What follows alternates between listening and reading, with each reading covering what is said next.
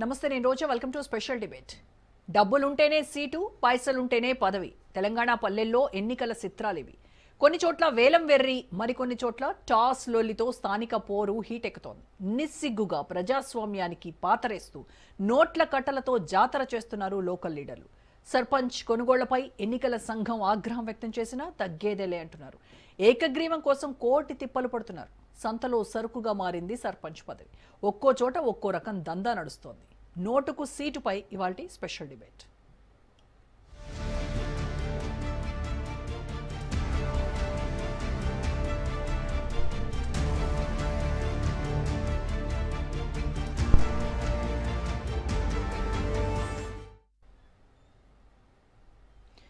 ఏకగ్రీవాలు ఆగటం లేదు, నోట్ల కట్టలకు తెరపట్టడం లేదు. స్థానిక ఎన్నికల్లో ప్రలోభాలు జోరందుకున్నాయి. సై అంటే సై అంటున్నారు ఆశావహులు. కొన్ని గ్రామాల్లో నామినేషన్ల హడావిడి, గ్రూపు రాజకీయాలు, ఎత్తులకు పై ఎత్తులు అస్సలు కనిపించడం లేదు. పైసమే పరమాత్మ అంటున్నారు స్థానికులు. అభివృద్ధి కోసం ఐక్యతా రాగం వినిపిస్తున్నారు.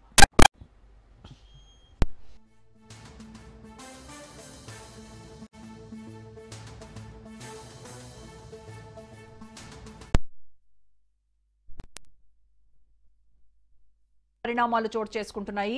ఎక్కువగా పోటీ ఉన్న గ్రామాల్లో వేలం పాట వేసుకుని సర్పంచ్ పదవిని గెలుచుకుంటున్నారు. మరికొన్ని చోట్ల సర్పంచ్ పదవి కోసం పెళ్లిళ్లు చేసుకుంటున్నారు. పల్లెల్లో ఎవరు గెలిచే అవకాశం ఉంది, ఎవరు ఆర్థికంగా బాగా ఖర్చు చేస్తున్నారు అనే అంశాలపై జోరుగా చర్చలు నడుస్తున్నాయి. గ్రామాల్లో పలుకుబడి కోసం లక్షలు, కోట్లు కూడా ఖర్చు చేసేందుకు సిద్ధమవుతున్నారు అభ్యర్థులు.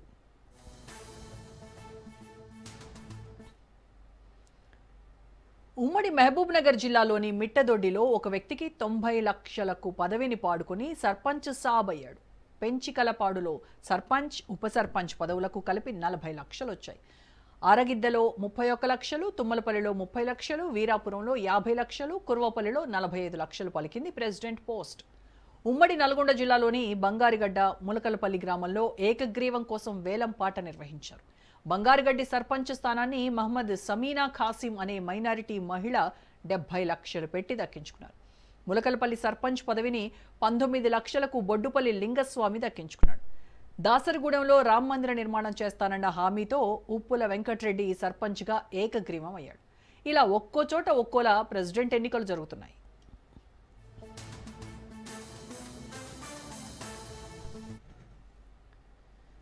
రాజకీయాలకు అతీతంగా జరుగుతున్న స్థానిక ఎన్నికలకు పార్టీలు దూరంగా ఉండాలి. కానీ వాటి కనుసన్నల్లోనే సర్పంచ్, ఉప సర్పంచ్, వార్డు సభ్యుల పదవులకు అభ్యర్థులు ఎంపికవుతున్నారు. ఇప్పటికే ఏకగ్రీవం కోసం ఆఫర్లు చేశాయి బీజేపీ, కాంగ్రెస్, బీఆర్ఎస్. కాషాయ అభ్యర్థులు ఏకగ్రీవం అయితే 10 లక్షలు ఇస్తామన్నారు కేంద్ర మంత్రి బండి సంజయ్. దీంతో సర్పంచుల ఏకగ్రీవానికి ఆఫర్స్ వెల్లువెత్తుతున్నాయి. పోటీ వద్దంటూ ఏకగ్రీవాల కోసం బేరసారాలు మొదలుపెట్టారు గ్రామ పెద్దలు. గుడి, బడి లాంటి అభివృద్ధి పనులకు పెద్ద మొత్తంలో డబ్బులు ఇస్తామని కొందరు ఆశావహులు ఆఫర్ చేస్తున్నారు. ఇక రేసులో ఉన్నోళ్లేమో మహిళలకు చీరలు పంచాలని ప్లాన్ చేసుకుంటుండగా, మరికొందరు పురుషులకు డబ్బుతో పాటు మద్యం కూడా పంపిణీ చేయాలని ప్రణాళికలు వేసుకుంటున్నారు.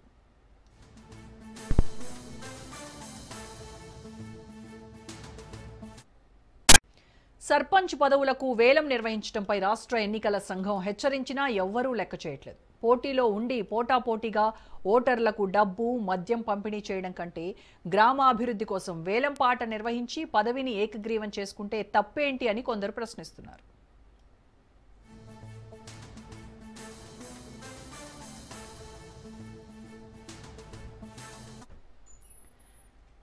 పంచాయతీ ఎన్నికలు పూర్తయితే గ్రామ పంచాయతీలకు 3,000 కోట్ల వరకు కేంద్ర నిధులు రావచ్చు. అందుకే 42% రిజర్వేషన్లు లేకుండానే ఎన్నికలకు వెళ్లింది రేవంత్ సర్కార్. అభివృద్ధి పనుల పేరుతో 4 రాళ్లు వెనకేసుకోవచ్చనే ఆశతో అనేక మంది ముందుకొస్తున్నారు. కానీ గతంలో ఇలాగే పోటీపడి సర్పంచ్ పదవులు కొనుక్కున్నోళ్ల పరిస్థితి అగమ్య గోచరం. ఎలాగూ నిధులు వస్తాయనే ధీమాతో ఆస్తులు, ఇంట్లో ఆడవాళ్ల మెడలో ఉన్న మంగళసూత్రాలు కూడా తాకట్టు పెట్టి అప్పులు చేసి అభివృద్ధి పనులు చేయించారు. కానీ ఇప్పటికీ ఆ నిధులు రాకపోవడంతో మాజీ సర్పంచ్ రోడ్డున పడ్డారు.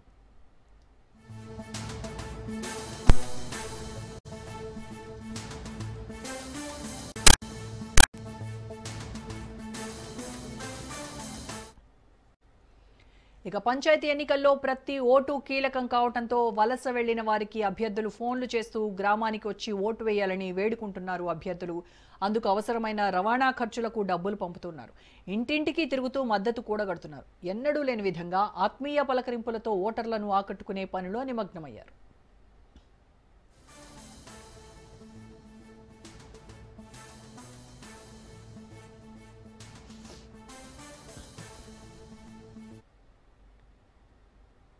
కొన్ని చోట్ల తమ గ్రామాన్ని అభివృద్ధి చేయటమే కావాలని కోరుతున్నారు స్థానికులు. అభివృద్ధి చేయడం అంటే గ్రామ ప్రజలకు అవసరమైన మౌలిక వసతులు కల్పించి శాంతియుత వాతావరణం నెలకొల్పాలని డిమాండ్ చేస్తున్నారు.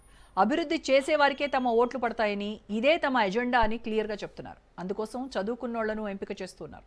రైట్, ఇదే అంశంపై ఇవాళ ఇంటికి డిబేట్లోకి వెళ్దాం. డిబేట్లో పార్టిసిపేట్ చేస్తున్నారు డాక్టర్ అందే సత్యం గారు, ప్రముఖ అనలిస్ట్, అండ్ అలాగే బీఆర్ఎస్ నాయకులు నాగేందర్ గౌడ్ గారు అండ్ బీజేపీ నాయకులు ఆచార్య గారు మనతో జాయిన్ అవుతున్నారు. నమస్కారం అండి. నమస్కారం. రైట్, ముందుగా సత్యం గారు మీతో స్టార్ట్ చేద్దాం. ఏంటంటే విచిత్రమైనటువంటి వింతలు ఇవన్నీ చూస్తూ ఉన్నాము సర్పంచ్ ఎన్నికలు. అంటే ఒక ప్రెసిడెంట్ పోస్ట్కి ఈ రకమైనటువంటి ఇంత డిమాండ్ రావడము, లక్షలు కోట్లల్లో వేలం పాటల్లో సీట్లు దక్కించుకోవడము, దీంట్లోనే కిడ్నాపులు, లేకపోతే రిజర్వ్డ్ స్థానాలకైతే ఆ అమ్మాయిని పెళ్లి చేసుకొని అట్లీస్ట్ ప్రెసిడెంట్ గారికి మొగుడినైనా అయిదాము అని చెప్పేసి ఇలా రకరకాలుగా విచిత్రాలు చూస్తున్నటువంటి పరిస్థితి. అయితే ఈరోజు సీఎం రేవంత్ రెడ్డి మాట్లాడుతూ మంచోడు సర్పంచ్ అయితే ఊరు బాగుపడుతుంది, ముంచేటోడు అయితే సర్పంచ్ అయితే ఆగమవుతాము అని చెప్పిండ్రు. అంతవరకు బాగుంది. కానీ అసలు మంచోడిని ఎంచుకోవడానికి అక్కడ పరీక్షలేవి, మొత్తం వేలం పాటల్లోనే పాటలే పాడుతూ ఉన్నారు కదా, లడ్డు వేలాలో ఇంకో వేలాలో అన్నట్టుగా ఆప్షన్స్ ఆగుతూ ఉంటే ఇంకా మంచోడిని ఎక్కడ ఎంచుకునేటువంటి ఛాన్స్ ఉంటుందంటారు? ఇప్పుడు పంచాయతీరాజ్ సిస్టమ్ మన దేశంలో లేదు, చుట్టూన్న ఏషియా దేశాల్లో కూడా ఉంది. కానీ మన దేశంలో ప్రజాభిప్రాయాన్ని హైజాక్ చేస్తున్నారు డబ్బులతోటి. అంటే ప్రజలు ఓటింగ్లో పాల్గొనటం వీటితో సంబంధం లేదు. కాబట్టి డబ్బున్నోళ్ళు పంచుకుంటున్నారు. 5,000 ఓట్లుంటే మొత్తం ప్రముఖ నాయకులు 20 మందో 25 మందో ఉంటారు, అన్ని పార్టీల తరపున లేదా అన్ని గ్రూపుల తరపున. వాళ్ళు ఒక దగ్గర కూర్చొని వేలంపేట పెట్టి ఈ విధమైనట్టు పని చేస్తున్నారు. ఏదన్నా అయితే ఖర్చు పెట్టే వాళ్ళు మేము గ్రామానికి ఇస్తున్నాం కదా అంటారు. మరి 50 లక్షలు ఖర్చు పెడితే తర్వాత ఏం రాబట్టుకోడా? ఇలా 50 లక్షల త్యాగానికే సిద్ధం ఏంటంటే కాదు. ఖచ్చితంగా ఇవాళ 15th ఫైనాన్స్ కమిషన్ నిధులు వస్తాయి. రానున్న కాలంలో ఇంకా 5 ఏళ్ళు నిధులు వచ్చే అవకాశం ఉంది. కాబట్టి ఎక్కడో ఒక్కడ ఆ మేరకు సంపాదించుకోవచ్చు అనేటువంటి కాన్ఫిడెన్స్ తోటే ఇవాళ వేలం పాటలో ఉన్నారు.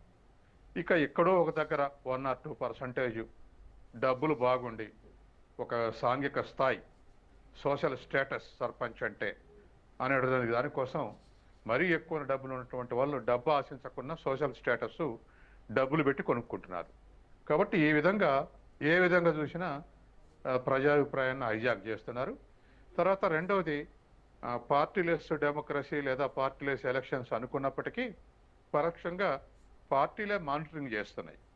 దరిదాపు ఒక పార్టీ వీక్ ఉంటే ఒకే పార్టీ 75% ఆవులుంటే 2 ముఠాలు ఉంటున్నాయి. కాబట్టి ఏ ముఠాకి ఇవ్వాలనేటువంటి దాంట్లో ఒకవేళ ఎమ్మెల్యే అదే పార్టీ అయితే ఎమ్మెల్యే మానిటరింగ్ చేస్తున్నాడు. ఎమ్మెల్యే మాట అవసరం లేదనుకుంటే ప్రత్యర్థి గ్రూప్ తోటి కడుతున్నాడు. ఎందుకంటే ఎట్లాగూ పార్టీ గుర్తు లేదు కాబట్టి విచిత్రమైనటువంటి పార్లమెంట్లో అసెంబ్లీలో కూడా మనం చూడం ఈ పార్టీ మార్పుళ్ళు. కానీ ఒక గ్రూప్ పోయి ఇంకో గ్రూప్ తోటి కుమ్మక్కు కావటం, ఇటువంటివన్నీ పర్ఫెక్ట్ ట్రైనింగ్ సెంటర్స్ ఇవి.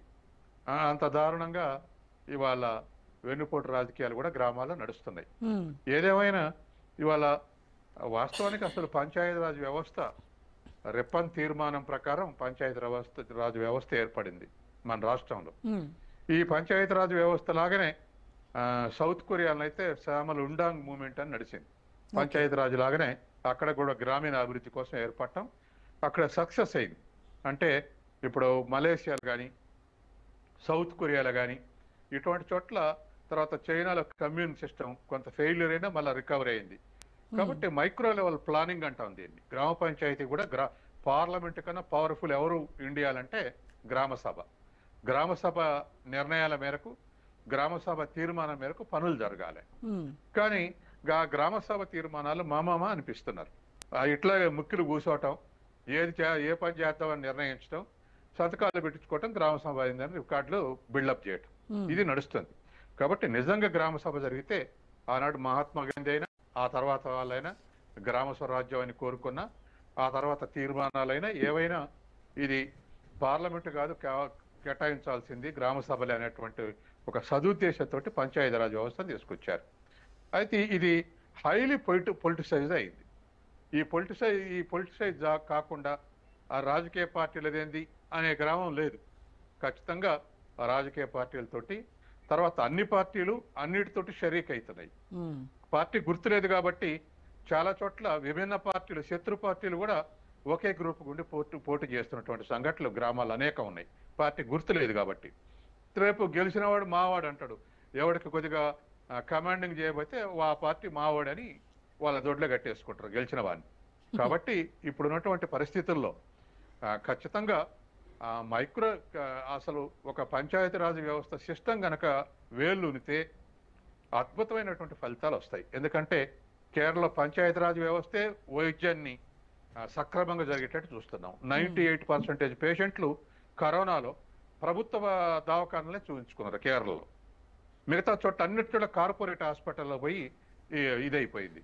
కాబట్టి ఏ పార్టీ అధికారంలో ఏ ఫ్రంట్ అధికారంలో పంచాయతీరాజ్ వ్యవస్థే ఇవాళ విద్యారంగం కూడా ప్రాథమిక విద్యని లేదా స్కూల్ విద్యని మనం ఎక్కడ ఆదర్శంగా నడుస్తుందని స్టడీ చేయాలని పోతే మన రాష్ట్ర టీంలని పోతే ఢిల్లీ లేకపోతే కేరళ పోయి వస్తున్నాయి.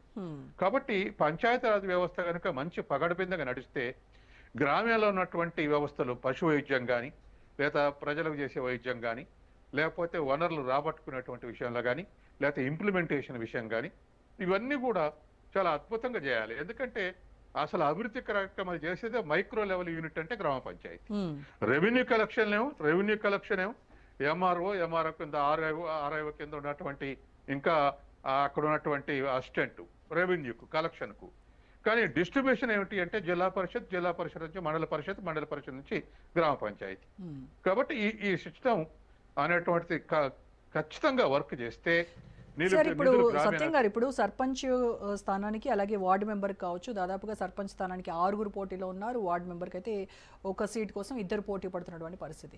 అలాగే ఏకగ్రీవాలు కావచ్చు వేలం పాటలు కావచ్చు ఇవన్నీ గతంతో పోలిస్తే ఈ సంవత్సరం ఇప్పుడు జరగబోయేటువంటి ఎన్నికలు దాంట్లో ఈ మొత్తం అంతా వ్యవహారాలు పెరిగాయంటారా తగ్గాయంటారా? డబ్బు పాత్ర పెరిగింది. ఎందుకంటే గ్రామీణ స్థాయిలో ఆదాయ స్థాయి అంతో ఎంతో పెరిగింది. అందులో కాస్త ఇప్పుడున్నటువంటి పరిస్థితులు ఏంటంటే కుటుంబానికి ఒకడో ఆరో ఫారెన్లో కూడా ఉన్నారు. తర్వాత అట్లాగే కుటుంబానికి ఒకళ్ళు హైదరాబాద్ ఉద్యోగం కూడా చేస్తున్నారు. తర్వాత ఉన్నటువంటి భూములకు కూడా రేట్లు వచ్చింది. 1 ఎకరం తీసిస్తే 30 లక్షలు వస్తాయన్న కాన్ఫిడెన్స్. 1 ఎకరం 30 లక్షలు వస్తే ఇంకో 30 లక్షలు అప్పు తీసుకొచ్చి పెట్టి ఇవాళ చాలా మంది చేతులు పైకెత్తి సూసైడ్ చేసుకున్నటువంటి పరిస్థితి ఉంది గత సర్పంచులు. అయినా వెనకకు తగ్గట్లేదు. ఎందుకంటే అప్పులైన వాళ్ళు వేళ్ళు ఇప్పుడు మళ్ళీ కాబోయే సర్పంచులు వేరు, ఒకడో ఇద్దరో. తర్వాత గత సర్పంచులు ఇంకో కొంతమంది నాకు కనపడుతున్నారు. బాగా అభివృద్ధి చేస్తే నెక్స్ట్ ఎలక్షన్లో గెలవచ్చు అని అప్పులు తెచ్చి 2-3 కోట్లు పెట్టి సర్పంచులకు అది జనరల్ సీట్ కాకుండా రిజర్వేషన్ అయిపోయింది, లేదా రిజర్వేషన్ జనరల్ అయిపోయినాయి. రావాల్సిన 2 కోట్లు ఉన్నాయి, ఇప్పుడు వచ్చేందుకు పోటీ చేసేందుకు రిజర్వేషన్ మారింది. కాబట్టి ఇటువంటి అన్ని చిక్కులలో ఇవాళ సతమతం అవుతున్నారు. ఏదేమైనా రేపు రానున్న ఎన్నికల్లో ఎమ్మెల్యే పోటీ చేసే దగ్గర మరి నేను ఇంత పెట్టిన నాకు ఎంత ఇవ్వాలని ఎమ్మెల్యేని అడుక్కునే అవకాశం కూడా ఉంది. కాబట్టి ఏదేమైనా ఇవంతా మొత్తం మీద కమర్షియల్ అయ్యి మైక్రోలో గాంధీ ఆశించిన లేకపోతే ఇతర రాజకీయ పార్టీలు ఆశించిన గ్రామ స్థాయిలో ఒక మంచి ట్రైనింగ్ సెంటర్ లాగా ఉపయోగపడుతుంది. డెవలప్మెంట్ యూనిట్ ఒక డెవలప్మెంట్ చేసేటువంటి ఒక ఏజెన్సీలుగా గ్రామ పంచాయతీలు తీర్చిదిద్దుకోవచ్చు అనుకున్నదంట కళ్ళలవుతున్నాయి. కాబట్టి దీన్ని ఏదేమైనా అన్ని పార్టీలు పూనుకుంటే తప్ప లేకపోతే రావు. ఏదేమైనా ఏ పార్టీ అయినా మన పార్టీకి మంచి పేరు రావాలి, పలానా పెడితే మంచి పేరు వస్తుంది అనే ఒక అంతర్లీనంగా అది ఆలోచిస్తే మాత్రం రాజకీయ పార్టీలు కాస్త మెరుగైన పాలన వచ్చేటువంటి అవకాశం ఉంది. రైట్ అండి. రైట్, ఇప్పుడే మనతో జాయిన్ అయ్యారు కాంగ్రెస్ అధికార ప్రతినిధి డాక్టర్ లింగం యాదవ్ గారు. నమస్కారం అండి లింగం గారు. ఎస్ లింగం గారు, మొత్తానికి సీఎం రేవంత్ రెడ్డి కూడా మాట్లాడుతూ మంచోళ్ళని సర్పంచ్గా ఎన్నుకోండి, ముంచేటోళ్ళని సర్పంచ్గా ఎన్నుకుంటే మొత్తం ఆగమైపోతామని చెప్తున్నారు. కానీ ఇక్కడ సర్పంచ్ని అసలు ఎన్నుకునేదే ఇక్కడ ఏకగ్రీవాలు అయిపోయి వేలం పాటలు పాడుకొని ఇంత లక్షలు కోట్లు ఖర్చు పెట్టి మరి ప్రెసిడెంట్ పోస్ట్ను దక్కించుకోవాలని ఆరాటపడుతూ ఉన్నారు గ్రామాల్లో. అయితే ఇంతకు ముందు గతంలో ఎవరైతే సర్పంచ్లుగా చేశారో వాళ్ళు తమ సొంత ఆస్తులు అమ్మేసి భార్య మెడలో పుస్తెల తాడు సైతం అమ్మేసి ఖర్చు పెట్టి అభివృద్ధి కోసం ఖర్చు పెట్టి నిధులు వస్తాయి కదని ఆశతో చూస్తూ ఈ రోజు వరకు వాళ్ళు నిధులు రాక రోడ్డున పడ్డటువంటి జీవితాలు మనం చూసాం. ఈవెన్ దో అంత చూసిన తర్వాత కూడా ఇప్పుడు ఏంటి ఇన్ని లక్షల కోట్లు ఖర్చు పెడుతున్నారు అని అంటే ముందు ముందు రోజుల్లో ఖచ్చితంగా ఇంతకి ఇంత వసూలు చేసుకోవచ్చు అనేటువంటి ఒక ఆలోచనతోనే ఇంత ఖర్చు పెడుతున్నారు అనేది ఒక వస్తున్నటువంటి ఇది. ఏం చెప్తారు మీరు దీనిపైన? గుడ్ ఈవినింగ్ అండి. ముందుగా మీకు రాజ్ న్యూస్ ప్రేక్షకులకు అదేవిధంగా పెద్దలకు బానిస్టులకు డెఫినెట్ కూడా ప్రజాస్వామ్యంలో అంటే డీసెంట్రలైజేషన్ డెమోక్రసీ అంటే ప్రజలకు మరింతగా ఇవాళ పరిపాలన అందాలి, గవర్నెన్స్ అందాలి అనే ఉద్దేశంతో ఇవాళ భారత రాజ్యాంగంలోనే మనం స్థానిక సంస్థలు అంటే డైరెక్ట్ ప్రిన్సిపల్స్ ఆఫ్ స్టేట్ పాలసీలోనే మనం మన founding mothers and fathers of the constitutions makers చాలా స్పష్టంగా పేర్కొన్నారు. అంటే ప్రజలకు అందుబాటులో ఉండి ఏ సమస్య వచ్చినా కూడా వాళ్ళ నిరంతరం అంటే అందుబాటులో ఉండే సమస్యలు ఇమ్మీడియట్ గా పరిష్కరించే వ్యవస్థ స్థానిక సంస్థలు. అంటే మీకు రూరల్ ఏరియా అయితే పంచాయతీ, ఇక్కడ అర్బన్లు అయితే మున్సిపాలిటీ లాంటి వ్యవస్థ.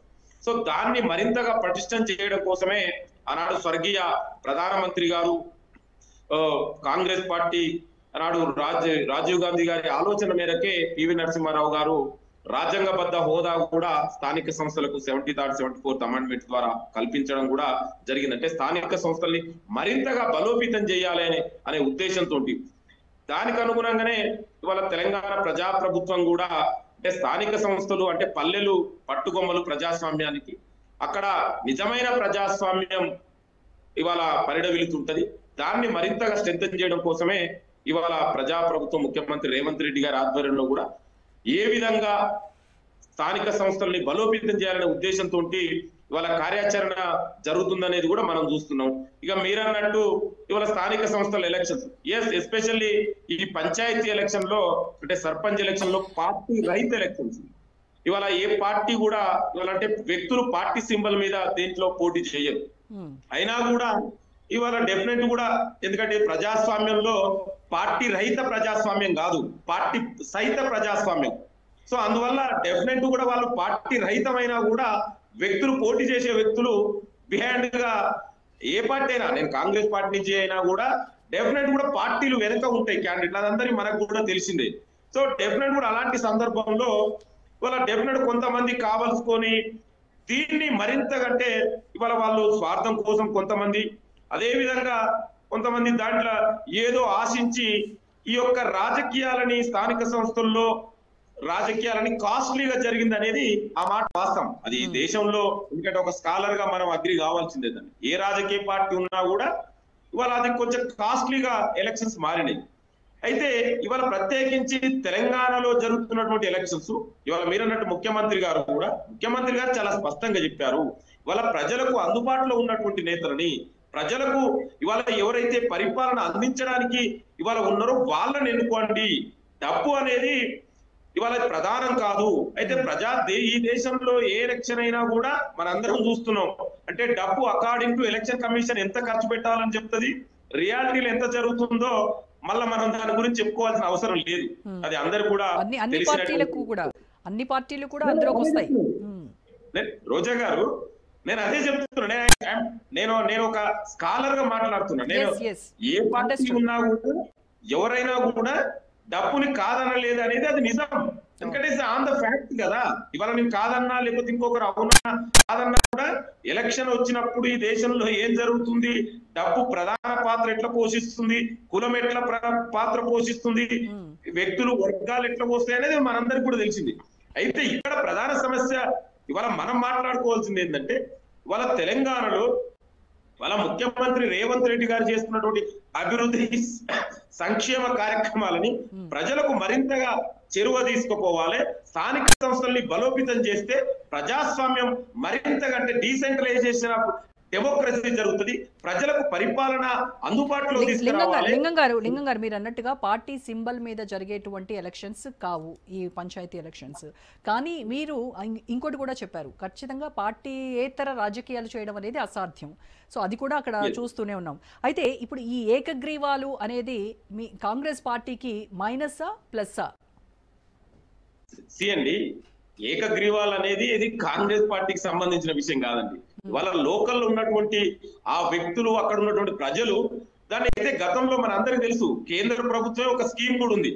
ఏకగ్రీవాలు చేసుకుంటే యునానిమస్ గా, అంటే స్థానిక సంస్థల్లో ఈ ఎలక్షన్ ద్వారా గొడవలు ఇట్లాంటి పెట్టుకోకుండా అభివృద్ధి జరుగుతుంది అనేది కేంద్ర ప్రభుత్వమే దాన్ని ఎంకరేజ్ చేస్తుంది. ఎక్కడైతే యునానిమస్ గా జరుగుతాయో దానికి కేంద్ర ప్రభుత్వం ఇన్సెంటివ్ ఇస్తుంది. అదందరూ మనకు కూడా తెలుసు, ఇక్కడ ఉన్న పెద్దలకు కూడా తెలుసు. అంటే కాంగ్రెస్ పార్టీకి సంబంధించినటువంటి అంటే సపోర్టర్స్ కాకుండా వేరే బీఆర్ఎస్ కానీ అటు బీజేపీ కావచ్చు, ఆ సపోర్టర్స్ ఏకగ్రీవాలు కనుక వాళ్ళు ఏకగ్రీవం అయితే అది కాంగ్రెస్ పార్టీకి మైనస్ అవుతుంది, అందుకోసమని కాంగ్రెస్ పార్టీ వాయిస్ రైజ్ చేస్తోంది వీటిపైన, అదర్వైజ్ చాలా కామ్గా ఉంటుంది అనేది అవతల పార్టీల నుంచి వస్తున్నటువంటి విమర్శలు.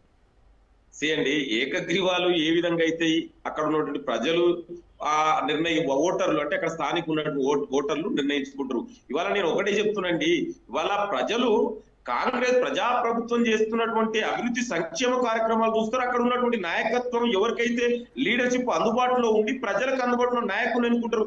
దాని ద్వారా కాంగ్రెస్ పార్టీ కానీ ప్రభుత్వానికి ఏం సంబంధం అండి? ఇవాళ ముఖ్యమంత్రి గారు అన్నది ఏంటంటే, మీకు అనుకూలమైనటువంటి ఎవరికైతే ప్రజలకు నిరంతరం అందుబాటులో ఉండి కష్ట సుఖాలలో అందుబాటులో ఉన్నటువంటి నాయకులను ఎన్నుకోండి, మీరు భ్రమల పడకండి, భ్రమించే నాయకుల మాటలు నమ్మకండి అని చెప్పి దాంట్లో తప్పేముందండి? నిజమైన ఇవాళ ఏ పార్టీని, కాంగ్రెస్ పార్టీనో లేదా వేరే వ్యక్తులు కాదు, ప్రజలకు అందుబాటులో ఉండాలి పరిపాలన. ఇవాళ ప్రభుత్వం తీసుకుంటున్నటువంటి, రాష్ట్ర ప్రభుత్వం తీసుకుంటున్నటువంటి సంక్షేమ అభివృద్ధి కార్యక్రమాలు మరింతగా మీకు అందుబాటులో రావాలంటే మంచి వ్యక్తులను ఎన్నుకో అని చెప్పినాం. దాంట్లో తప్పే ఉందండి. ఇంకొకటి, ఏకగ్రీవాలు టిఆర్ఎస్ బీజేపీ వాళ్ళ ఎవరండి? అసలు ప్రజలు పట్టించుకుంటారా? వాళ్ళ గురించి మాట్లాడుకోవడం కూడా మనం వేస్తూ, ఇవాళ వాళ్ళ 10 ఏళ్ల బీఆర్ఎస్ 10 ఏళ్ల పాలన చూసిర్రు, వాళ్ళు ఏం చేసిరో తెలుసు. ఇవాళ 11 సంవత్సరాలు కొన్ని చోట్ల నామినేషన్లు వేయడానికి వెళ్తుంటే కూడా కిడ్నాప్ చేసి బెదిరించి చంపేస్తామని చేసినటువంటి కంప్లైంట్స్ కూడా ఉన్నాయి కాంగ్రెస్ నేతలపై. అండి, నేను ఈ విషయంలో చాలా స్పష్టంగా మనం ఒకటి అర్థం చేసుకోవాలండి. ఇవాళ వాళ్ళు ఏదైతే అలిగేషన్ చేసిరో పలాని వ్యక్తుల మీద కానీ ఎవరి మీద అయితే, అది స్థానిక అక్కడ ఉన్నటువంటి లోకల్ నాయకత్వానికి సంబంధించినటువంటి విషయం. ఆ వ్యక్తి కాంగ్రెస్ కాదు, అక్కడ ఉన్నటువంటి వ్యక్తులు ఏ పార్టీకి సంబంధించిన వాళ్ళు కూడా కాదు. దీనికి అనవసరంగా రాజకీయం నిజంగా ఏదైనా జరిగితే నేను కూడా, ఎందుకంటే సామాజిక ఉద్యమాల నుంచి వచ్చిన నేను డెఫినెట్ కూడా ఐ ఫాట్ ఫర్, కానీ నిజంగా అక్కడ ఏమి జరిగింది, అది వ్యక్తుల మధ్యలో జరిగినటువంటి విషయాన్ని దయచేసి రాజకీయ పార్టీలకు సంబంధించింది కాదు, అది వ్యక్తుల విషయం. అక్కడ ఏం జరిగిందో వ్యక్తుల మధ్యగానే చూడాలి తప్ప పార్టీల మధ్య విభేదాలు కానీ పార్టీల మధ్య వివాదాలుగా మాత్రం చూడొద్దంటారు. ఎస్ నాగేంద్ర గౌడ్ గారు మాట్లాడదాం. నాగేంద్ర గౌడ్ గారు, నేను రోజా గారు 1 మినిట్ డెఫినెట్ కూడా, ఎందుకంటే మేము కాంగ్రెస్ పార్టీ వ్యక్తులుగా, పార్టీగా సామాజిక న్యాయాన్ని కట్టుబడి ఉన్నటువంటి పార్టీ, మేమందరం కూడా సామాజిక న్యాయం కోసం కొట్లాడుతున్నటువంటి పార్టీ. నిజంగా ఎవరిమైనా ఏదైనా క్యాస్ట్ మీద కానీ ఎవరి మీద అట్లాంటి ఏదైనా జరిగితే డెఫినెట్ కూడా మీకు కానీ నిజమైంది కాదు. అనవసరంగా రాజకీయాలను వాడుకోవడం కోసం వ్యక్తుల మధ్యలో జరిగినటువంటి పంచాయతీ పార్టీలకు రుద్దడం అనేది మంచి పద్ధతి కాదు. రైట్ నాగేంద్ర గౌడ్ గారితో మాట్లాడదు. నాగేంద్ర గౌడ్ గారు, ఏదైతే మీ పార్టీ వాళ్ళు అంటే మీ పార్టీ సపోర్టర్స్ అక్కడ నామినేషన్ వేయడానికి వెళ్ళినప్పుడు మమ్మల్ని కిడ్నాప్ చేశారు, కాంగ్రెస్ సంబంధించినటువంటి సపోర్టర్స్, అలాగే బెదిరించారు, చంపేస్తామని బెదిరించారు, నామినేషన్ వేయొద్దన్నారు, కారులో ఎత్తుకెళ్లారు, ఇవన్నీ రకరకాల వార్తలు వింటున్నాము, వాళ్ళు కంప్లైంట్ చేసింది కూడా చూసాం. కానీ మరి ఇక్కడ కాంగ్రెస్ నాయకులు అవి వ్యక్తిగతంగా మాత్రమే చూడాలి, వ్యక్తులకు మధ్య ఉన్నటువంటి వివాదాలుగా చూడాలి తప్ప దీనికి రాజకీయ రంగు పులిమి ఆ పార్టీకి సంబంధించిన వ్యక్తులు ఈ పార్టీకి సంబంధించిన వ్యక్తులు అనేది అది ఆ రంగు పులమొద్దు అనేది వాళ్ళు చెప్తున్నటువంటి మాట. ఇప్పుడు ముఖ్యమంత్రి గారే స్వయాన అక్కడున్న పట్టణాల్లో మున్సిపాలిటీస్ల మీటింగ్లు పెట్టి అక్కడ ప్రభుత్వ కార్యక్రమాలు చేసి ఆ సభల లోపలనే మాట్లాడుతున్నాడు. ఏంది అంటే మంచి వ్యక్తులను తీసుకురండి అని ఏ విధంగా అయితే చెప్తుండో, నా దగ్గరకు వచ్చి నా దగ్గర కూర్చొని సంతకాలు పెట్టించుకొని చేసేటి వ్యక్తులను గెలిపిమని అంటే దాని మాట ఏంది మేడం అంటే, ఆయన పార్టీ వాళ్ళను గెలిపియండి అని చెప్పి పరోక్షంగా ఆయన ప్రచారం చేస్తున్నాడు, ఎన్నికల ప్రచారం చేస్తున్నాడు. ముఖ్యమంత్రి గారే స్వయాన ఇది పార్టీ రహితంగా ఎన్నికలు జరుగుతుంటే ముఖ్యమంత్రి గారే ఆ విధంగా ప్రస్తావన జరుగుతున్నప్పుడు కిందున్న కార్యకర్తలు రెచ్చిపోతా ఉన్నారు. ఎక్కడికక్కడ ఎన్నికల వాతావరణాన్ని, ఎన్నికల కోడ్నే ఉల్లంఘిస్తూ ఉన్నారు, ఎన్నికల నియమావళినే ఉల్లంఘిస్తున్నారు, ఎక్కడికక్కడ కిడ్నాప్లు చేస్తున్నారు, అడ్డుకుంటున్నారు, తెలంగాణ పోయి డాగ్లు వేస్తున్నారు, యాక్షన్లు అంటున్నారు. అన్ని రకాలుగా ప్రజాస్వామ్యబద్ధంగా జరుగుతలేవు అనేది ఇది ఒక నిదర్శనం.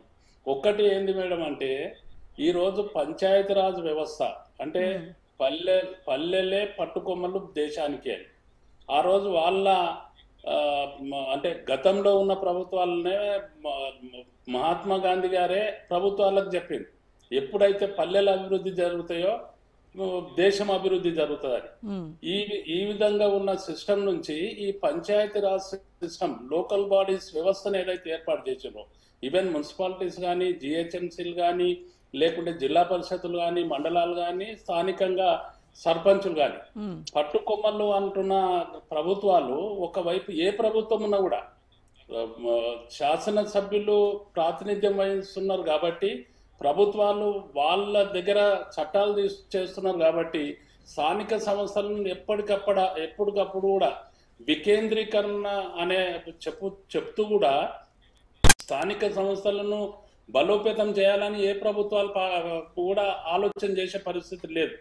మేము ఒక్కటేమంటున్నామంటే, 10 సంవత్సరాల్లో గత ప్రభుత్వం ఏం చేసిందంటే, కేసీఆర్ గారి నాయకత్వం లోపల ఏదైతే ఎన్నో సంవత్సరాల నుంచి మా తాండాలు మాకు స్వయం పరిపాలన కావాలి, మా ప్రాంతాన్ని మేము ఏలుకుంటాం, మా తాండకి ఏం కావాలో మేము పరిపాలన చేసుకుంటామని చెప్పి, గ్రామ పరిపాలన మేము చేసుకుంటామని చెప్తే, ఎక్కడ కూడా గతంలో పరిపాలన చేసిన కాంగ్రెస్ పార్టీ ఎప్పుడు కూడా చేయలే. ఉమ్మడి రాష్ట్రంలో చేయలే, ఎప్పుడు చేయలే. మొన్న కూడా ఇప్పటికి కూడా ఏం గ్రామ పంచాయతీలు వచ్చిన 2 సంవత్సరాల్లో కూడా ఏం గ్రామ పంచాయతీలు వికేంద్రీకరణ అనే పేరు మీద ఎక్కడ కూడా జరగలే. ఎన్నో సుమారు 3000 తాండాలను గ్రామ పంచాయతీలు చేసిన ఘనత, అంటే వికేంద్రీకరణ జరిగినప్పుడే ఎక్కడైతే గ్రామ పరిపాలన వ్యవస్థ అనేది గ్రామంలో పరిపాలన జరుగుతుందో, గ్రామానికి ప్రభుత్వం వెళ్తుందో అక్కడి నుంచే అభివృద్ధి జరుగుతుంది అనే ఉద్దేశంతో 3000 తాండాలను గ్రామ పంచాయతీలు చేసిన పరిస్థితి. ఇప్పటికి కూడా తీర్మానాలు చేసి ఎమ్మెల్యేల చుట్టూ, శాసన మండలి సభ్యుల చుట్టూ, మంత్రుల చుట్టూ, ప్రభుత్వం చుట్టూ పరిదక్షిణలు చేసి చెప్పులరిపోంగా ఒక్క మనిషి స్టార్ట్ చేసిందంటే ఆయన వయసు కూడా అయిపోయినంత వరకు కూడా సపరేట్ గ్రామ పంచాయతీలు అయిన పరిస్థితి లేకుంటే, ఎక్కడికక్కడ గ్రామాలను 500 ఓట్లున్న గ్రామం కానీ, అక్కడ డిస్టెన్స్ దూరం ఉన్న గ్రామాలను కానీ వికేంద్రీకరణ చేసినప్పుడే ఈ గ్రామాలు బాగుపడతాయి, ఈ వ్యవస్థ బాగుపడుతుంది అనే ఉద్దేశంతో వీటిని ఏర్పాటు చేయడం జరిగింది అనేది మర్చిపోతా ఉన్నారు. అందుకే మేము ఏమంటున్నాం అంటే, 2 సంవత్సరాలు గడిచింది మేడం, గ్రామ పంచాయతీల టైం అయిపోయినాక, వాళ్ళ పీరియడ్ అయిపోయినాక 2 సంవత్సరాలు స్పెషల్ ఆఫీసర్ పరిపాలన లోపల జరిగింది.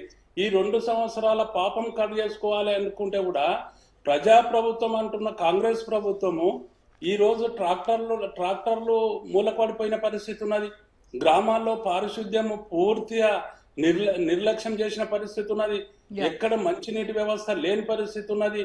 వీటన్నిటిని కూడా గాలికి వదిలేసేసి ఎన్నికలు సకాలంలో జరపకుండా ఏదైతే బీసీ రిజర్వేషన్ అని చెప్పి కాలయాపన చేయడం జరిగిందో, ముఖ్యమంత్రి గారు చెప్పిన మేడం ఈ ఎన్నికల నోటిఫికేషన్ వల్ల వీళ్ళ క్యాబినెట్ ఒక తీర్మానం చేసింది. ఏదైతే ఎన్నికలు జరుపుతా ఉన్నామో మేము ఎన్నో విధాల ప్రయత్నం చేసాం, 42% కోట్లలో పెండింగ్ ఉన్నది, కేంద్రం నుంచి రావాల్సిన ఫండ్స్ అనేది రావాలి కాబట్టి వాటి కొరకు మేము ఎన్నికలు చెప్తున్నాం, పార్టీ పరంగా మేము ఇస్తామన్నారు. మేము అదే రోజు అడిగినాం, ఎట్లా ఇస్తారు పార్టీ పరంగా? పార్టీ పరంగా ఎన్నికలే జరుగుతలేవు, పార్టీ పరంగా ఈ పార్టీ సింబల్తోనే జరుగుతలేవు, ఏ విధంగా ఇస్తామని చెప్తున్నారు. ఈ రోజు అది తేట తెల్లం అయిపోయింది కదా, ఎక్కడికి వెళ్ళి ఇస్తున్నారు, ఎక్కడికి వెళ్ళి చేస్తున్నారు, ఎవరి చేతులు ఉన్నది? ముఖ్యమంత్రి గారు మళ్ళీ చెప్తున్నారు ఏంటంటే, మీరు 42% బీసీ బిడ్డలను గెలిపించాలని చెప్పడం లేదు, కానీ నా దగ్గరకు వచ్చే వ్యక్తులు, నా దగ్గర సంతకాలు చేసుకునే వ్యక్తులు, మంత్రుల చుట్టూ తిరిగేటి వ్యక్తులు, వాళ్ళని గెలిపించమని చెప్తున్నారు. ఒక పరోక్షంగా ముఖ్యమంత్రి గారే స్వయాన రెచ్చగొడతా ఉన్నారు, ప్రభుత్వమే రెచ్చగొడతా ఉన్నది. ఎక్కడైతే ఎన్నికలు ఉన్నాయో ఎమ్మెల్యేనో మంత్రినో కలిసే స్థాయి ఉన్నటువంటి వ్యక్తిని సర్పంచ్ గా ఎన్నుకోండి అని చెప్తున్నారు. స్థాయి అంటే ఏంది మేడం? ఇప్పుడు ప్రజాస్వామ్యంలో స్థాయి అంటే ఏంది? అంటే ముఖ్యమంత్రి గారి దగ్గర పోయేటోళ్ళు, లేకుంటే వాళ్ళ పార్టీలు ఉండేటోళ్ళు, వాళ్ళ పార్టీల పైరవులు చేసుకునేటోళ్ళు, వాళ్ళ పార్టీల డబ్బులు సంపాదించుకొని యాక్షన్లో కొనేటోళ్ళ, ప్రజాస్వామ్యం ఏది పైసలలో బంధించేటోళ్ళ. అందుకే మేము ఏమంటున్నాం అంటే స్వపరిపాలన అనేది జరుగుతుంది, పార్టీ రహితంగా జరుగుతుంది. వాళ్ళకు కావాల్సిన నాయకుడిని డెమోక్రసీ సిస్టమ్ లోపల, ప్రజాస్వామ్య సిస్టమ్ లోపల ఎన్నికలు జరుగుతున్నాయి. వాటినన్నా అంటే సక్రమంగా జరిగే తీరుగా చేయాల్సింది వచ్చి, ఏదైతే గతంలో 2 సంవత్సరాలు కాలయాపన చేయడం జరిగింది, వాళ్ళకు అంతకు ముందు రాని బిల్లులు ఏదైతే ఉన్నాయో గతంలో పరిపాలన చేసినప్పుడు ఇప్పుడు సత్యమైన చెప్పడం జరిగింది. ఎందుకంటే 2 కోట్లు పెట్టి మా గ్రామాన్ని అభివృద్ధి చేస్తే ఈ పెండింగ్ బిల్స్ నేను మళ్ళీ తర్వాత తీసుకుంటానేమో, ఏ విధంగానైనా ప్రభుత్వం నుంచి మేము తీసుకుంటాం కదా అని చెప్పి వాళ్ళు చేసినప్పుడు అభివృద్ధి చేస్తే కూడా బిల్డింగ్ల కూడా ప్రాణాలు పోగొట్టుకున్న పరిస్థితి వచ్చింది. సెక్రటరియట్ లో, సచివాలయంలో ఫైనాన్స్ మినిస్టర్ గారి దగ్గరకు పోయి అక్కడ వాళ్ళు అండర్స్టాండ్ చేయాల్సిన పరిస్థితి ఏర్పడ్డది. ఏ విధంగా జరుగుతుంది, మమ్మల్ని పర్సెంటేజ్ అడుగుతున్నారు అని చెప్పడం జరిగింది. మేము అందుకే మీ హయాంలోనే పెండింగ్ బిల్లులన్నీ క్లియర్ చేసి ఉండాల్సింది కొంతవరకు. మరి ప్రభుత్వం అనేది ఎవరి హాయం అనేది ఉండదు మేడం. ప్రభుత్వం రొటీన్ గా జరుగుతుంటది. ఎవరి హాయంలో జరిగినా, ఇప్పుడు మా హాయంలోనే సర్పంచ్ ఉన్నారు, వీళ్ళ హాయం వచ్చేటకల్లా సర్పంచుల పీరియడ్ అయిపోయింది. మళ్ళా పెట్టడానికే 2 సంవత్సరాలు అయింది. అలా 2 సంవత్సరాల నాటికి ఈ రోజు జరుగుతుంటే కూడా ముఖ్యమంత్రి గారే దాన్ని పల్సగా చేసే తీరుగా, ముఖ్యమంత్రి గారే ఆ ఎన్నికలను సక్రమంగా జరగని తీరుగా వాళ్ళు మాట్లాడుతూ ఉన్నారు. ఇప్పుడు కోడ్ ఉల్లంఘన కాదా? ఇప్పుడు ఎక్కడైతే గ్రామాల్లో ఎన్నికలు జరుగుతున్నాయి, అక్కడ ఉన్న చిన్న పట్టణం మున్సిపాలిటీ ఉంటే అక్కడ పోయి ముఖ్యమంత్రి గారు లక్షల కోట్ల వాగ్దానాలు చేసేసేసి అందులో మళ్ళా మంచి సర్పంచ్ ఎన్నికలు రాష్ట్రంలో జరుగుతున్నాయి, మంచి నాయకులను ఎన్నుకోండి, మా ఊళ్ళని ఎన్నుకోండి అని చెప్పి ముఖ్యమంత్రి గారు చెప్తుంటే కోడ్ ఉల్లంఘన కాదు మేడం? మేము ఏమంటున్నామంటే పార్టీ పరంగా పెట్టనుంటారు, లేకుంటే పార్టీ పరంగా మీరు ఓ కాల్ ఇచ్చేసి వెళ్ళండి, లేకుంటే ప్రభుత్వాన్ని దుర్వినియోగం చేయడము, అధికారాన్ని దుర్వినియోగం చేయడము, ఎన్నికల కోడ్ను ఉల్లంఘించడము, ఏదైతే పేద బడుగు బలహీన వర్గాలు గ్రామాల లోపల స్వచ్ఛందంగా తిరుగుతున్న వ్యక్తులు ఉన్నారో అలాంటి వ్యక్తులను అందరినీ కూడా ఇవాళ ప్రజలు అనుకుంటుంటే దాన్ని డైల్యూట్ చేయడం కొరకు ముఖ్యమంత్రి గారు ప్రజాపాలన అనుకున్న ప్రభుత్వం దాన్ని స్వయాన వాళ్ళే డైల్యూట్ చేస్తూ ఉన్న పరిస్థితి ఉన్నది. ఇప్పటికి కూడా నేను డిమాండ్ చేస్తున్నా మీ ద్వారా ఏంటంటే, మేము ఖచ్చితంగా ఎన్నికలు జరుగుతూ ఉన్నాయి, జరుగుతున్న ఎన్నికల లోపల ముఖ్యమంత్రి గారు కానీ అధికార పార్టీ కానీ అధికారం పేరు మీద ఎన్నికల లోపల పార్టీ రహితంగా జరుగుతున్న ఎన్నికలు ఇవి. గ్రామాల పరిపాలన చేయడానికి జరుగుతున్న ఎన్నికలు, గ్రామ అభివృద్ధి కొరకు జరుగుతున్న ఎన్నికలు కాబట్టి స్వచ్ఛందంగా వారి స్వేచ్ఛగా ఎన్నికలు జరగాలి అనేది మా అభిప్రాయం. రైట్ అండి, రైట్. Welcome back. ఇక ఆచార్య గారితో మాట్లాడదాం, బీజేపీ నాయకులు. ఆచార్య గారు, ఈ పార్టీ సింబల్ మీద జరిగేటువంటి ఎన్నికలు కానప్పటికీ కూడాను పార్టీల జోక్యం, అన్ని పార్టీలు, ఒక పార్టీ అని కాదు, అన్ని పార్టీల జోక్యం ఎక్కువ అవుతుంది. డబ్బుల పంపిణీ కావచ్చు, అలాగే అక్కడ అభ్యర్థుల్ని నిల్చోబెట్టడం కావచ్చు, వాళ్ళ కోసం ప్రచారం చేయడం కావచ్చు, వీటి ఖచ్చితంగా పార్టీలకు సంబంధించినటువంటి బడా నేతలు ఎవరైతే ఉన్నారో వాళ్ళ కనుసన్నల్లోనే, వాళ్ళ ఆర్డర్స్లోనే వీళ్ళందరూ నడుస్తున్నారు అనేది ఒక మెయిన్ అలిగేషన్.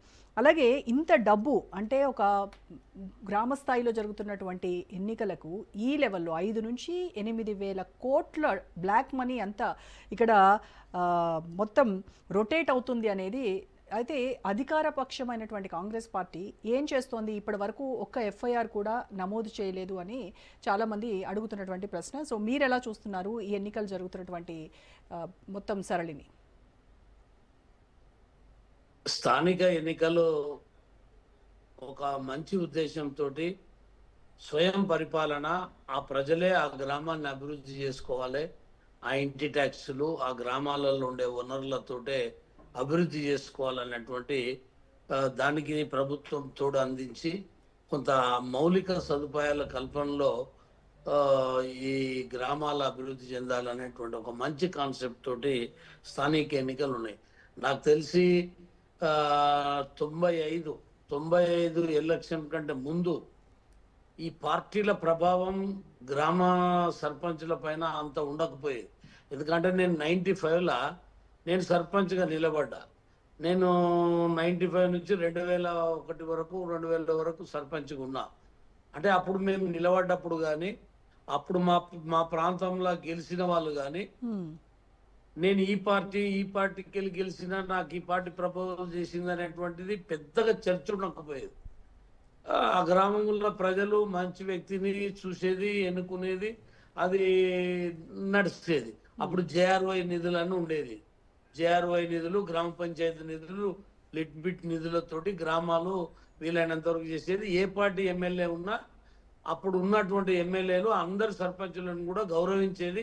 ఎవరన్నా ఆయనకు సంబంధించిన వాళ్ళు ఉంటే అడపదడప కొద్దిగా రెస్పెక్ట్ ఇచ్చి వాళ్ళని కొద్దిగా నిధులలో ఏదైనా ఉండేది. కానీ ఒక సదుద్దేశంతో ఎమ్మెల్యేలు ఉండేది. ఇంత చిల్లరగా ఇప్పుడు చేస్తున్నటువంటి, ఇప్పుడంటే ఆ తర్వాత వచ్చినటువంటిది కేవలం నా మనిషే సర్పంచ్ ఉండాలి, లేకపోతే నేను కలెక్టర్ చెప్పి డిస్మిస్ చేపిస్తా, ఏదో అలిగేషన్స్ పెట్టి చెక్ పవర్ రద్దు చేపిస్తా, నువ్వు పార్టీలో కలవకపోతే నీ సంగతి చూస్తా, నీకు బిల్లు రాకుండా చేస్తా, నీకు ఎంబీలు కూడా కాకుండా చేస్తా, నీకు కనీసం నువ్వు చేసిన పనికి బిల్లు ఎట్లా ఎత్తావో చూస్తా అనేటువంటిది గత 10 సంవత్సరాలు బీఆర్ఎస్ ప్రభుత్వము ఇదే వైఖరిని అవలంబించి అంటే ఎమ్మెల్యేలు ఒక సర్పంచులని భయభ్రాంతులకు గురి చేసి వాళ్ళ మాట వినకపోతే, వాళ్ళ చెప్పు చేతులు ఉండకపోతే, వాళ్ళు వచ్చినప్పుడు వీళ్ళు సరిగ్గా చేయకపోతే వాళ్ళు కలెక్టర్లకు చెప్పి షోకాజ్ నోటీసులు ఇచ్చి ఎంతో మంది సర్పంచులని చెక్ పవర్ రద్దు చేయించినటువంటివి ఉన్నాయి. మళ్ళీ కలెక్టర్ల చుట్టూ 6 నెలలు 1 సంవత్సరం తిరిగి ఇక మళ్ళా అవసరం వస్తే ఎమ్మెల్యే దగ్గరకు పోయి కాళ్ళేళ్ళు మొక్కి చెప్పించుకుంటే అప్పుడు మళ్ళీ చెక్ పవర్ వచ్చేది. ఆ పరిస్థితులు ఇప్పుడు ఉన్నాయి. పోయిన 10 ఏళ్ళు కనపడ్డాయి, దానికంటే ముందు కొద్ది కాలం కనపడ్డది. ఇంకా ఇప్పుడైతే ఇంకా చెప్పేది లేదు. ఇప్పుడు సాక్షాత్తు ముఖ్యమంత్రే వారు ఒక మాట అన్నారు. వారు ఏ ఉద్దేశంతో అన్నారంటే, ఇప్పుడు కాంగ్రెస్ ఎమ్మెల్యే, బీఆర్ఎస్ ఎమ్మెల్యేలు కూడా 30-40 మంది ఉన్నారు, బీజేపీ ఎమ్మెల్యేలు కూడా 8 మంది ఉన్నారు. అక్కడ ఎమ్మెల్యేల దగ్గరికి పోయేటోడే గెలవాలనా? ఇక ఆ బీఆర్ఎస్ ఉన్నా కాంగ్రెస్ ఉన్నా అంటే మంచి వ్యక్తులను మీరు గెలిపించుకోండి. అక్కడ ఉన్న ఎమ్మెల్యేలు అందరూ ఎవరు గెలిచినా వాళ్ళకు సహకరిస్తాం, సమన్వయంతో కలిసి ముందుకెళ్ళాలి అనేటువంటి విధంగా ఆయన చెప్పే దాంట్లో 2 చెప్పిండు. పొలిటికల్ మెసేజ్ ఇచ్చిండు, ఆయన పార్టీ మెసేజ్ ఇచ్చిండు. ఇవాళ నేను ఒకటే అడుగుతున్నా మిత్రుడు లింగం గారిని, ఇవాళ మున్సిపాలిటీ ఇప్పుడు గ్రామాలలో మనకు ఏదైతే ఇప్పుడు ఎలక్షన్ కోడ్ వచ్చింది, గ్రామాలలో ఎన్నికలు మొదటి విడత నామినేషన్లు అయినాయి. మరి ముఖ్యమంత్రి గారికి సదుద్దేశమే ఒకవేళ ఉంటే ఇవాళ ఎందుకు వారు ఈ పర్యటనలు పెట్టుకుని ఈ 15 రోజులు ఊకొని చేసుకోవచ్చు కదా? అంటే ఒక మండల్ హెడ్ క్వార్టర్ కు, ఒక మున్సిపాలిటీకి పోతే, ఒక జిల్లాకు పోతే ఆ యంత్రాంగం అంతా అలర్ట్ అయ్యి చర్చ జరిగి అక్కడ అభివృద్ధి నిధులు అని చెప్పి, అక్కడ మున్సిపాలిటీ నిధులు అని చెప్పి, రాష్ట్ర ప్రభుత్వం ఇస్తున్న నిధులు ఫౌండేషన్లు అని చెప్పి ప్రజల్ని మభ్యపెట్టేటువంటి ప్రయత్నమే ఇది. గ్రామీణ ప్రాంత ప్రజల యొక్క దృష్టిని మళ్లించేటువంటి ప్రయత్నమే ఇది, వేరేది కాదు. ఆయన ఇప్పుడు ఒకవేళ ఒక ముఖ్యమంత్రిగా ఆయన ప్రచారానికి వెళ్ళొచ్చు, జిల్లాకి వెళ్ళి అందరినీ కాంగ్రెస్ శ్రేణులను పిలుచుకొని కాంగ్రెస్ అభ్యర్థులను గెలిపియండి, కాంగ్రెస్ బలపరిచిన అభ్యర్థులని గెలిపియండి అని చెప్పుకోవచ్చు, తప్ప పార్టీ ఎన్నికలు కావు కదండి ఇవి. ఇప్పుడు ఇదే వచ్చింది. ఇప్పుడు మనది ఏముందంటే ఒక రూల్ ఆఫ్ కండక్ట్ ఏదో అందులో ఉన్న లోటుపాటు చూసుకుంటాం. ఇప్పుడు ఎమ్మెల్సీ ఎన్నికలు అయితే జిల్లా అంతా ఎలక్షన్ అవుతాయి, ఎమ్మెల్సీ ఎన్నికలు అవుతున్నాయని గ్రామ పంచాయతీకి వచ్చి అవాయిడ్ చేసి అక్కడ ఫౌండేషన్లు వేస్తారా? వేయరు. మున్సిపాలిటీకి వేస్తారా? మరి ఎమ్మెల్సీ కదా అది, దానికి చేసేటప్పుడు దీనికి ఎందుకని అంటారు కదా, అది లేదు.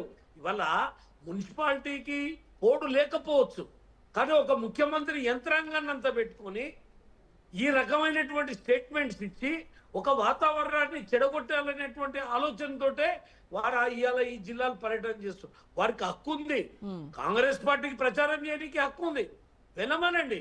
కానీ హెలికాప్టర్ గవర్నమెంట్ తీసుకొని లేకపోతే అంటే ఏదైతే చట్టంలో ఉన్న లోపాలని వెసులుబాటులు చేసుకొని ఇవాళ ఈ రకంగా చేసి ప్రజల్ని మభ్య పెట్టాలనుకుంటే ప్రతి వ్యక్తి కేసీఆర్ చేసింది ఇదే.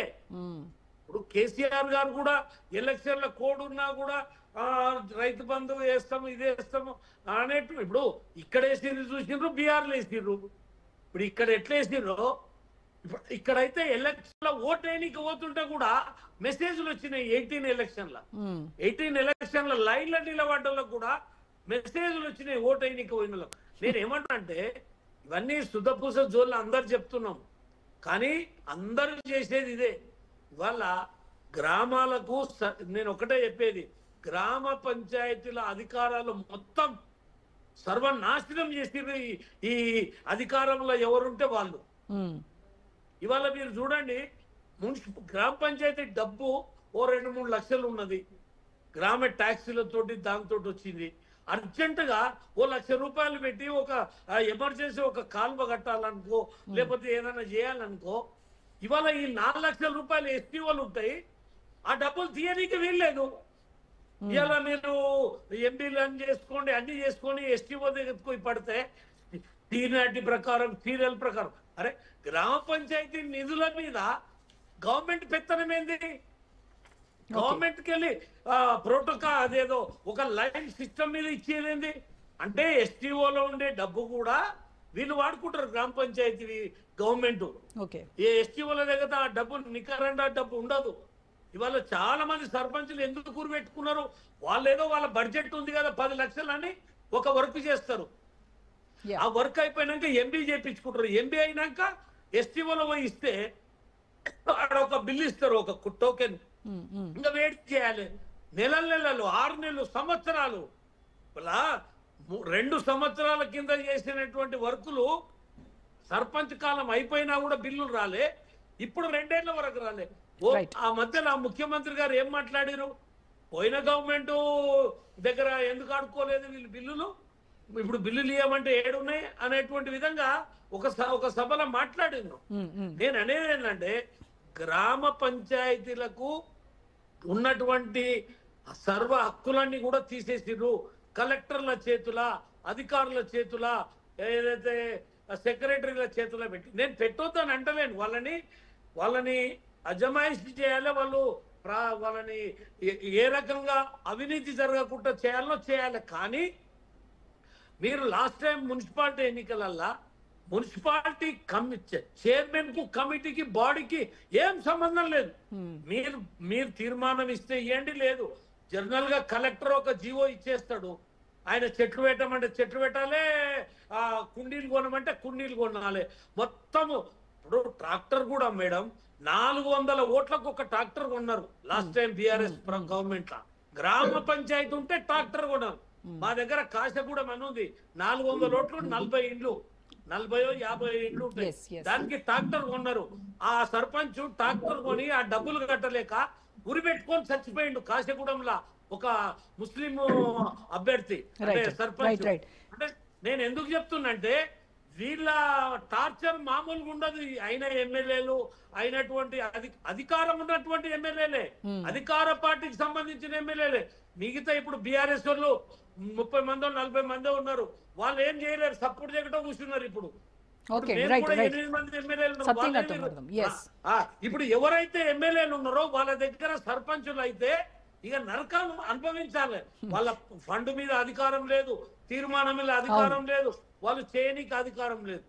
కాబట్టి చెప్పడము కాదు, ఇవాళ స్థానిక ఏదైతే గ్రామ స్వరాజ్యం, గ్రామ పాలన అనేటివన్నీ పోయినాయి. ఇప్పుడు అంతా డబ్బు పాలన, వేలం పెట్టి కొనుక్కోవడం, డబ్బులు పెట్టి ఓటుకి ఎంతనో ఇవ్వడం, గెలవడం, చేసుకోవడం, ఇవే జరుగుతున్నాయి తప్ప. సత్యం గారు, ఈ మొత్తం ఎన్నికల దీనిలో కొన్ని నేను ఇందాక చెప్పినట్టుగా కొన్ని ఇంట్రెస్టింగ్ కనిపిస్తూ ఉన్నాయి. ఒక దగ్గర ఏమో ఆవిడే సర్పంచ్గా నామినేషన్ వేయాలని గత వాళ్ళు వచ్చి కాళ్ళు పట్టుకొని బతిలాడింది మనం చూసాం, నువ్వే నామినేషన్ వేయాలమ్మా రా అని చెప్పేసి. ఇంకొక దగ్గర ఏమో మాజీ సర్పంచ్ వద్దురా నాయన ఈ సర్పంచ్ ఎన్నికలకు మీరు వెళ్ళకండి, నామినేషన్ వేయకండి, మీ జీవితాలు బుగ్గిపాలు చేసుకోకండి, నేను అనుభవంతో చెప్తున్నాను అని ఇంకొక ఆయన బతిలాడుతున్నటువంటివి. సో ఇవన్నీ చూస్తుంటే అసలు ఈ స్థానిక ఎన్నికలు మొత్తము రాష్ట్ర ఎన్నికలో లోక్సభ ఎన్నికలో ఎంత ప్రెస్టీజియస్గా జరుగుతాయో ఆ లెవెల్లో జరుగుతున్నటువంటి పరిస్థితి. ఈ మొత్తం కోట్లు పెట్టి లక్షలకు వెచ్చించి ఆ ఏకగ్రీవాలు చేసుకొని ఆ సీట్లు కొనుక్కున్న వాళ్ళు ఇన్ కేసు ఓడిపోతే వాళ్ళ పరిస్థితి ఏంటంటారు రేపు? ఇప్పుడు బిల్లులు రాకనే వాళ్ళందరూ జీవితం ఓడిపోయిన వాళ్ళ పరిస్థితి దారుణంగా ఉంది. ఆచార్య గారు బాగా చెప్పారు, బీజేపీ ప్రతినిధిగా కాకుండా ప్రాక్టికల్ గా చెప్పారు. తర్వాత ఇంపార్షియల్ కూడా చెప్పారు. ఎందుకంటే పంచాయతీరాజ్ వ్యవస్థ మీద ఎమ్మెల్యేల గ్రిప్ నడుస్తుంది బాగా. స్వతంత్రంగా నిర్ణయాలు తీసుకునేటువంటి పరిస్థితి లేదు. కొన్ని జిల్లాలను అయితే జడ్పీ చైర్మన్లని నియోజకవర్గాలకు పోనీయలే. నాకు చెప్పకుండా నా నియోజకవర్గానికి పోవడానికి వీలు లేదంటే జడ్పీ చైర్మన్లు సీట్లోనే కూర్చోరు, బయటకు వెళ్ళలేదు. మీరు మాకు చెప్పుకుంటే ఎట్టపోతారు, మా పర్మిషన్ తీసుకుని పోవాలన్నారు జడ్పీ చైర్మన్ని. అట్లా చాలా ఉదాహరణలు ఉన్నాయి. నేను పర్టికులర్గా చెప్పమంటే మీకు ప్రైవేట్గా చెప్తా ఎక్కడ జరిగింది అనేది కూడా కేస్ స్టడీస్. అటువంటి దుస్థితి ఉంది.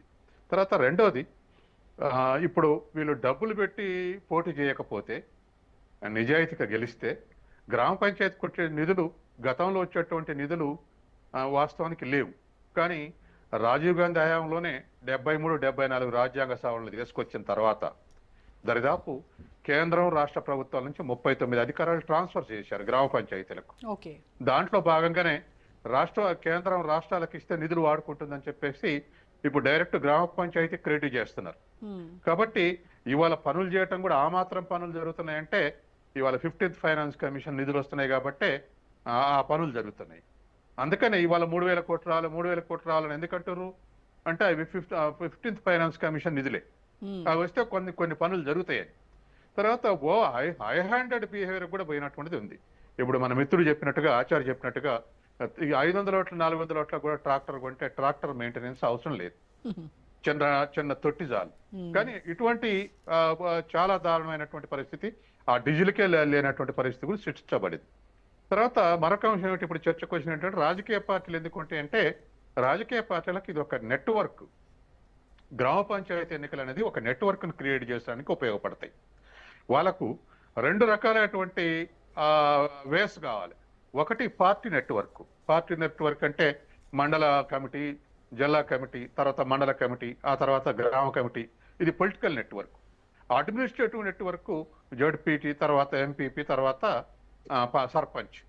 ఇట్లా ప్యారలల్గా 2 నెట్వర్క్లు వాళ్ళ చేతుల్లో ఉంటే గెలవడం తేలిక అవుతుంది, లేదా ఓటర్లను మొబిలైజ్ చేసుకోవడం తేలిక అవుతుంది. కాబట్టి ఇది లోకల్ నెట్వర్క్ ఉపయోగపడుతుంది పొలిటికల్ లైఫ్కు, పొలిటికల్ పార్టీకి. కాబట్టి అన్ని పార్టీలు కూడా పంచాయతీరాజ్ వ్యవస్థని చేతులు పెట్టుకోవాలన్నటువంటి ప్రయత్నం చేస్తాయి. తమ మనుషులు సర్పంచ్లుగా ఉండాలన్నటువంటి ప్రయత్నం చేస్తాయి. కాబట్టి ఇవాళ ఉన్నటువంటి సర్పంచ్లకు జడ్పీ చైర్మన్కే గతి లేదు. కాబట్టి ఇవాళ ఉన్నటువంటి పరిస్థితుల్లో ఎమ్మెల్యేలు చేసేటువంటి డిక్టేషన్ నుంచి పక్కకు పోయి వీళ్ళు స్వతంత్రంగా వ్యవహరిస్తారనేది అబద్ధం. కాబట్టి వాళ్ళ గైడ్లైన్స్లే చేస్తారు. ఏదేమైనా కనీసం గ్రామ పంచాయతీ సర్పంచులు నిజాయితీగా వ్యవహరించేటందుకు, తర్వాత నిధులు అందించేందుకు ఎమ్మెల్యేలు తోడ్పాటు అందిస్తే మంచి గుణాత్మకమైనటువంటి మార్పు వచ్చేటువంటి అవకాశం ఉంది. చాలా చోట్ల గ్రామ పంచాయతీ సర్పంచులు మాకు మంచి ప్రతిష్ట రావాలి, పేరు రావాలని చెప్పేసి చేసినటువంటి గ్రామ పంచాయతీలు ఉన్నాయి, చాలా పంచాయతీలు ఉన్నాయి. నేను ఒకప్పుడు 2001లో స్టేట్ లెవెల్లో జన్మభూమిలో పనిచేసినప్పుడు 100 సక్సెస్ స్టోరీస్ ఆఫ్ అని రూరల్ ఏరియాస్ అని చెప్పేసి 100 సక్సెస్ఫుల్గా నడిపినటువంటి వాటిని ఒక బుక్ ఫైల్ చేశాం. కాబట్టి ఇట్లా ఎక్కడైనా సక్సెస్ స్టోరీస్ మొత్తం పెనెట్రేట్ అయింది, చుట్టూ గ్రామాల మీద ఆ ప్రభావం పడుతుంది. కాబట్టి అట్లా చేసినటువంటి సర్పంచులు ఉన్నారు, ఇప్పటికి కూడా ఉన్నారు. అందుకని ఆ విధంగా ఎమ్మెల్యేలు ప్రోత్సహిస్తే ఖచ్చితంగా మంచి గ్రామీణ అభివృద్ధిలో మంచి మార్పు వచ్చేటువంటి అవకాశం ఉంది. Right sir. సో లింగం యాదవ్ గారు, పార్టీ జెండాపై జరగనటువంటి ఎలక్షన్స్కి పార్టీ పరంగా ఓట్లు కేటాయిస్తామని ఎలా చెప్తారు? అలాగే ఎలక్షన్ కోడ్ ఉల్లంఘించి ఈ రకమైనటువంటి కార్యక్రమాలకు అలాంటి వ్యాఖ్యలు సీఎం స్థాయి వ్యక్తి ఎలా చేస్తారు అనేది ప్రశ్న. ముఖ్యమంత్రి గారు ఇవాళ ఎక్కడైతే వీళ్ళు చెప్పినట్టు మనందరూ కూడా తెలిసింది, ఇవాళ మోడల్ కోడ్ ఆఫ్ కండక్ట్ అనేది ఇది పంచాయతీలకే వర్తిస్తుంది తప్ప మున్సిపాలిటీలకు ఇది అప్లికబుల్ కాదు. ముఖ్యమంత్రి గారు ప్రజాప్రభుత్వం వాళ్ళ 2 సంవత్సరాల ఉత్సవాల్లో భాగంగా ఇవాళ పర్యటించాలనే కార్యక్రమంలో భాగంగా వెళ్ళాడు తప్ప ఎక్కడ కూడా ఏదో ఓటర్లను ఇన్ఫ్లుయెన్స్ చేయాలనో ఇంకేదో కాదు. ఎందుకంటే model code of conduct MCC guide lines చాలా స్పష్టంగా ఉన్నాయి. అర్బన్ ఏరియాకు మున్సిపాలిటీలకు ఎంసీసీ వర్తించదు అని. ఇవాళ ముఖ్యమంత్రి గారు మాకు ప్రజాప్రభుత్వం చేస్తున్నటువంటి అభివృద్ధి సంక్షేమ కార్యక్రమాలే ఇవాళ కాంగ్రెస్ పార్టీకి ప్రభుత్వానికి బలం. ఎవరు భయపడుతున్నారండి? మీరు భుజాలు తడుపుకుంటున్నారు, మీరు భయపడుతున్నారు కదా. మీరు ఇవాళ ప్రజలలో లేరు. ఇవాళ కాంగ్రెస్ ప్రజాప్రభుత్వం నిత్యం మంత్రులు ముఖ్యమంత్రులు ప్రజలలో ఉన్నారు. మాకు అసలు భయం ఎందుకు? మాకు ప్రజలే మా వైపు ఉన్నారు కదా. ఇవాళ వీళ్ళు మాట్లాడుతున్నారు వేగంగా 10 ఏళ్ళు మరి వీళ్ళు అధికారంలో ఉండి పంచాయతీరాజ్ వ్యవస్థను ఏ విధంగా భ్రష్టు పట్టించడం మనం చూడలేదా? ఇప్పుడే పెద్దలు కూడా చాలా సార్లు చెప్పారు, పంచాయతీకి నిధులు ఇవ్వకుండా మరి సర్పంచులను వేధించింది ఎవరండి? ఆ బిల్లులు ఇంకా పెండింగ్ పెట్టింది మరి 10 ఏళ్లలో మీరు ఎందుకు ఇవ్వలేదు? మీరు పంచాయతీని మరి ఎందుకు బలోపేతం చేయలేదు? ఎందుకు ఆ నిధులు విడుదల చేయలేదు? మీరు మాత్రం 1000 కోట్లు సంపాదించుకుంటారు, మరి సర్పంచులకు ఎందుకు నిధులు ఇవ్వలేకపోయారు? ఇవాళ మీరు చెయ్యక ఇవాళ ఈ ప్రజాప్రభుత్వం తీసుకున్న నిర్ణయాల్లో మీరు మాట్లాడతారు. ఇక బీజేపీ నాయకులు పెద్దల ఆచారన్న గారు మాట్లాడుతున్నారు.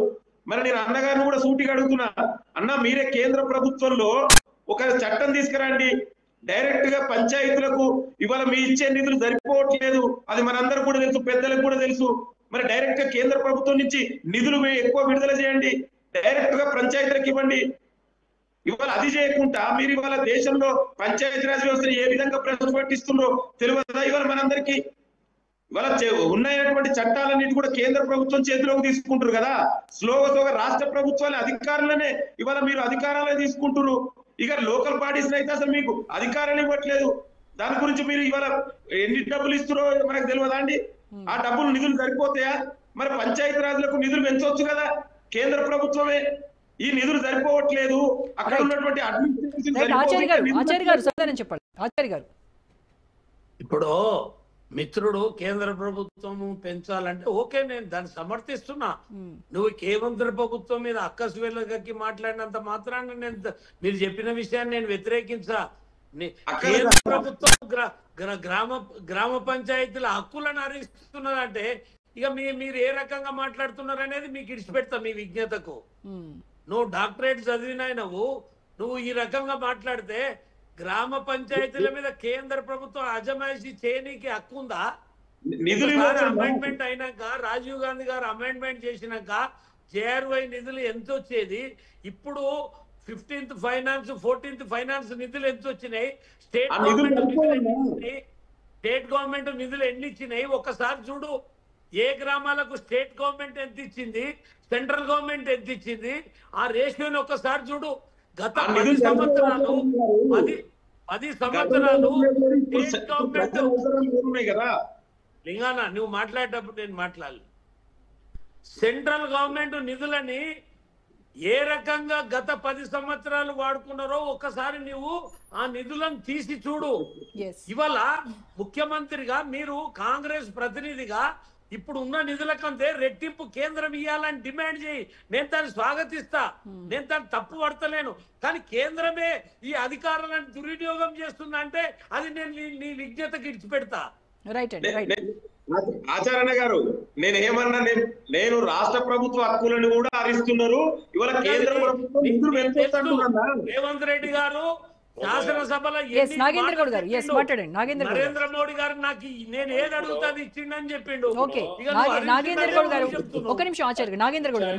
వ్యవస్థను ఇప్పుడు లింగం గౌడ్ గారు ఏదైతే లింగం యాదవ్ గారు ఏదైతే మాట్లాడిండో పంచాయతీ రాజ్ వ్యవస్థను పూర్తిగా దుర్వినియోగం చేసింది కాంగ్రెస్ పార్టీ. ఈ రాష్ట్రాన్ని దేశాన్ని ఎక్కువ కాలం పరిపాలన చేసింది కాంగ్రెస్ పార్టీ. కాంగ్రెస్ పార్టీ రాష్ట్ర ప్రభుత్వము ఈ స్థానిక సంస్థల లోపల పరిధిలో ఉన్న పవర్స్ అన్నింటినీ కూడా ఎప్పటికప్పుడు వాళ్ళ చేతులలో పెట్టుకొని నడిపిస్తూ ఉంటారు.